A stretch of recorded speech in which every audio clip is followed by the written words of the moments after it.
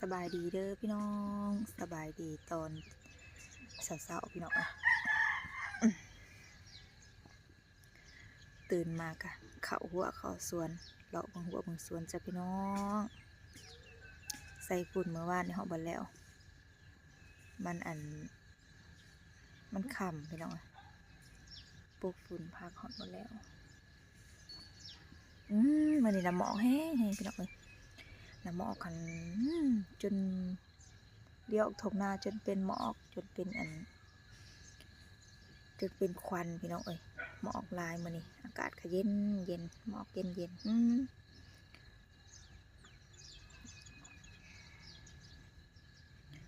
มื้อนี้เย็นกว่าวานมื้อนี้นะบ่วานนี่บ่เย็นวานมื้อนี้เย็นพี่น้องผู้ใดทางเนี่ยครับเพิ่นใหญ่ละพันเนี่ยให้งัวแต่เช้า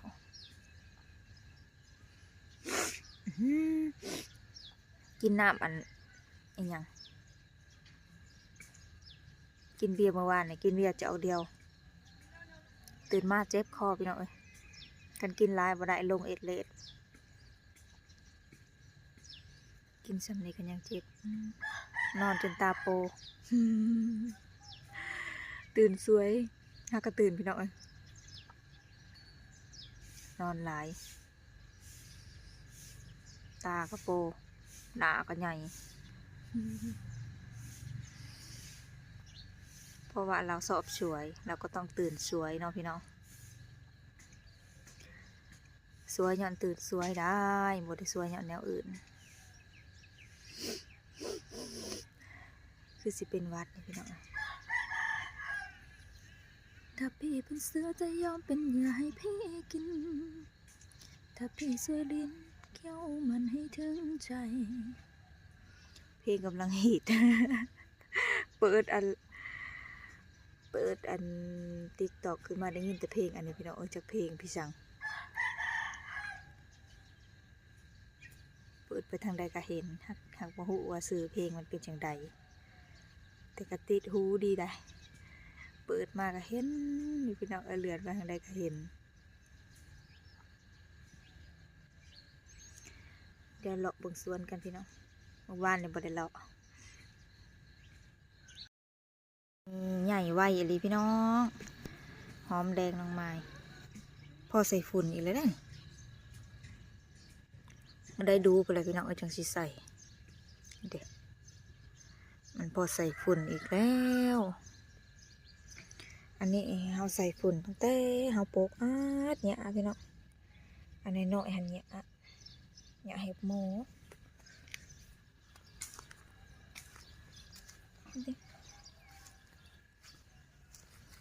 พอใส่ฝุ่นอีกแล้วเนี่ยอะไรได้อันนี้ในอัน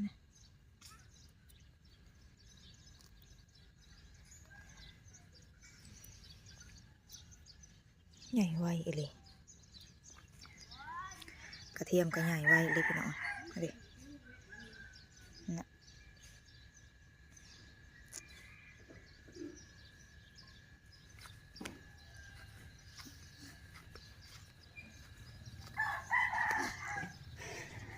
อันนี้หอมชีบัดน้องมันบัดน้องไม้มันหอมป้อม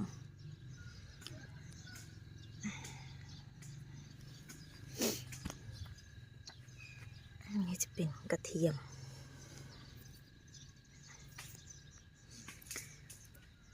กระทามพอวะโอ้ยว่าพีดว่าถือเป็นยังวะมันไม่พออะไรมานี่กระเทียมน้อยแต่ว่ามันใหญ่เพิ่นกระสีงามได้พี่น้องหัวบักใหญ่หนึ่ง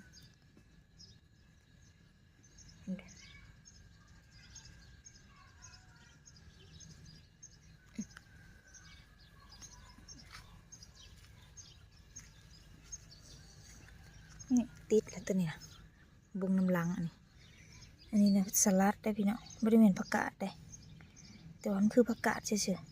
ๆสลัดกรอบพี่น้องร้านนี้น้องไม้ปกคำว่านปกฝุ่นคำว่านนี่พี่น้องอีก2-3 มื้อนี่พืชขึ้นมาเลยนี่ แต่ว่าใบคือผักกาดดอกคือผักกาดชอม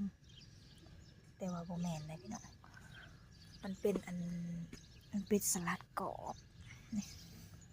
แบบมันใหญ่ขึ้นมามันก็สิเป็นกรอบๆใบช้ำนิ้วนี่พี่น้องใบบ่ใหญ่คือผักกาดชอมแต่ว่าบ่แม่นผักกาดชอมเลยเป็นสลัดกรอบกำลังติดแล้วเขาก็สิเอาฝุ่นคอกเขาเองมาใส่พี่น้องมาปกฝุ่นพื้นเด็นี่อีกช่องเสมอก็ใหญ่งามเลยพี่น้องงามแต่ว่าเพิ่นสิบใหญ่ใบน้อยๆพอดีกินทีละใบ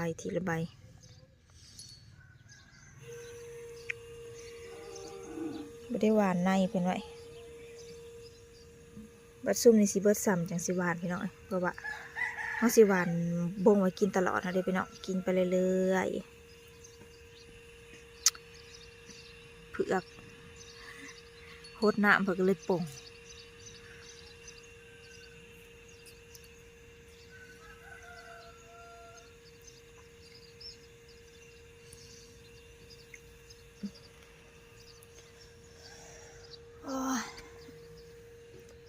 สายจะหน่อยจะสิหาหดให้น้ำหมอกลงก่อน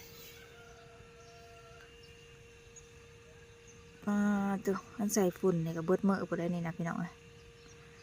เพื่อสิใส่แล้วหลายนานนะ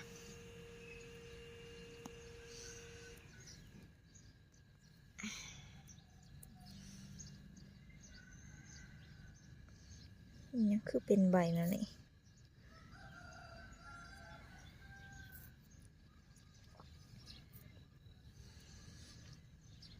กำลังเริ่มใหญ่กำลังเริ่มเติบโตจ้ะพี่น้อง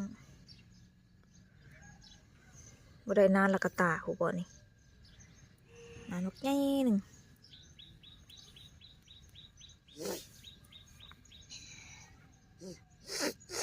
คืออยากเป็นวัดวะตื่นมาแล้วคอแห้งพี่น้อง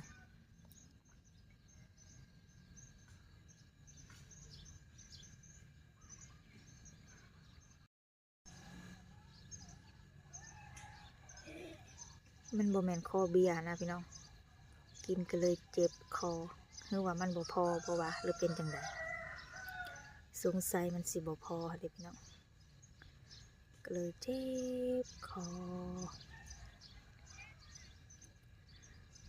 โอเคเลยจ้ะพี่น้องสุดท้ายนี้ก็น้องไม้ขอจบคลิปไปสักก่อนเด้อไปหาหนึ่งข้าวหนึ่งน้ำไปส่งน้องพรไปโรงเรียนพี่น้องวันนี้วันจันทร์แต่เพิ่นนอนน้ำป่าเพิ่นหอดเวลาไปโรงเรียนกับน้องไม้จะไปส่งได้ไปรับไปส่งทุกวันที่เขาโรงเรียนจ้ะพี่น้อง